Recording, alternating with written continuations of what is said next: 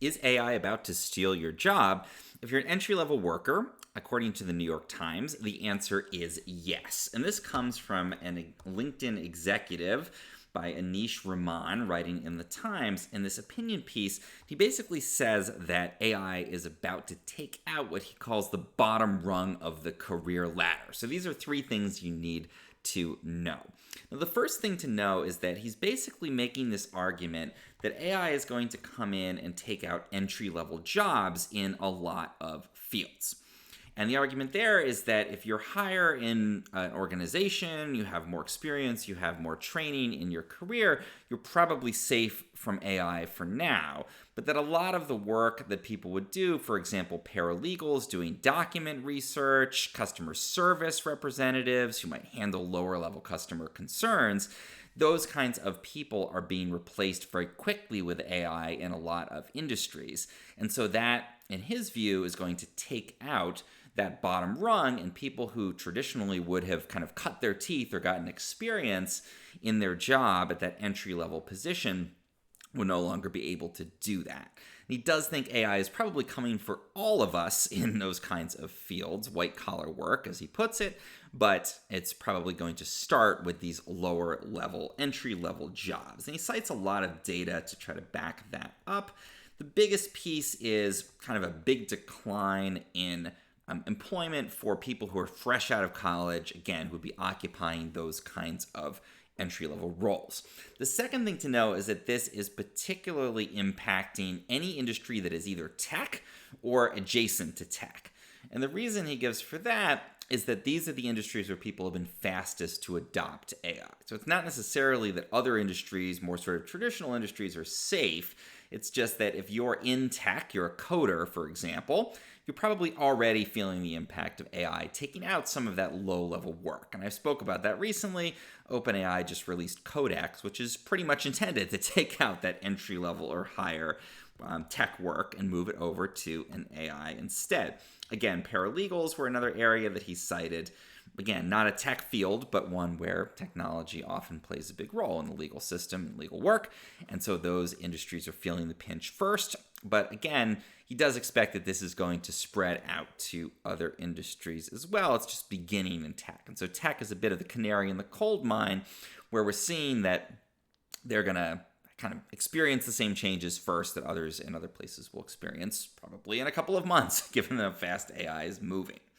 Now, the final thing to know is the broader context to this. And this is where I will put on my editorial hat and read a little bit more into this and share my own thoughts on it. Because I think it's a compelling argument, and I definitely think it is true that AI is taking out a lot of jobs that would have been entry level and will ultimately change dramatically a lot of jobs that are at a higher level as well.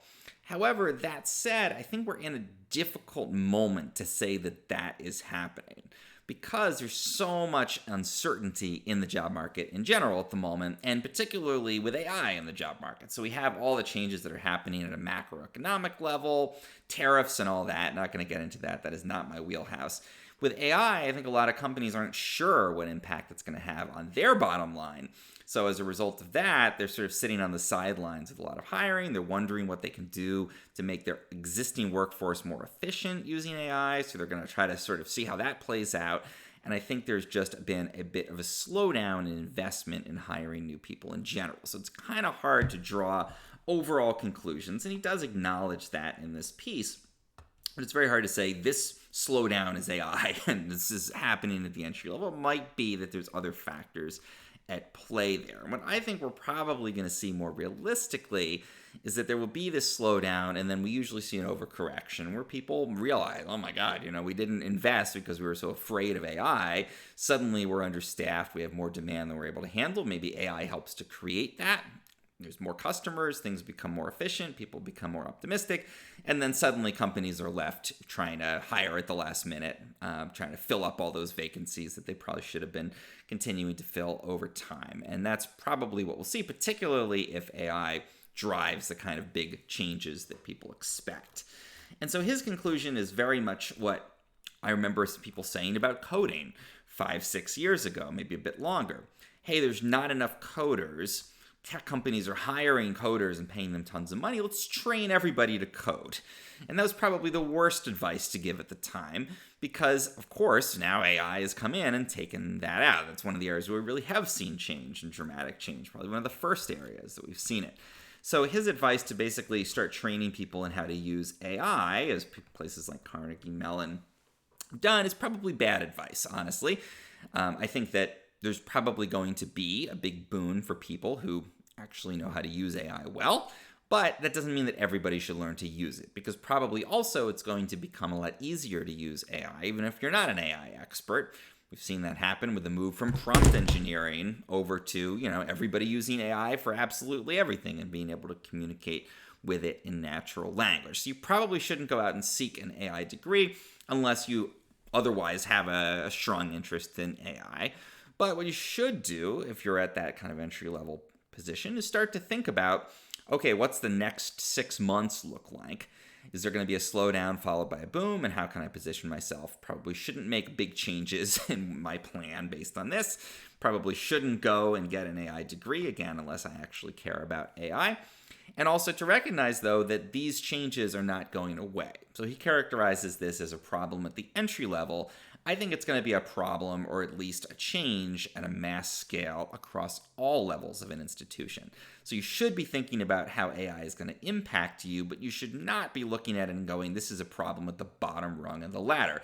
It's going to be a problem on all rungs of the ladder, an issue and also an opportunity at all rungs of the ladder. So everybody should be thinking about how AI is going to impact their business, impact their work, but we shouldn't be responding to the sort of minute by minute or month by month changes.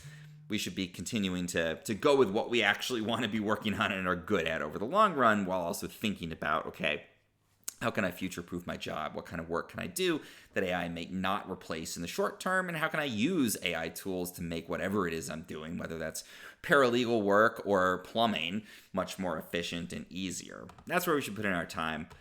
I agree with a lot of what he says. I think a lot of it is probably a little bit too specific, and it's a little too soon to draw so many conclusions about the future of work from what we're seeing right at this moment. If you found this helpful, please do like and subscribe for all my analysis of all the breaking AI news.